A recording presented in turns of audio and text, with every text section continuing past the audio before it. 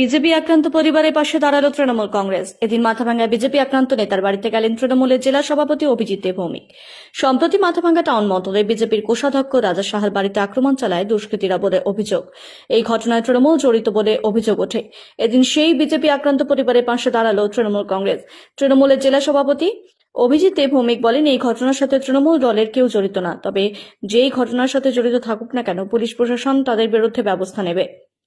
এদিন রাজা সাহার বাড়িতে যান জেলা তৃণমূল কংগ্রেস কমিটির চেয়ারম্যান বীরেন্দ্রনাথ বর্মন, মাথাভাঙ্গা পৌরসভার পৌরপতি লক্ষ্যপতি প্রামাণিক, উপপৌরপতি বিশ্বজিৎ সাহা সহ তৃণমূল কংগ্রেস সভাপতি বিশ্বজিৎ রায়, যুব সভাপতি নয়নজ্যোতি সাহা এবং অন্যান্য কাউন্সিলররা।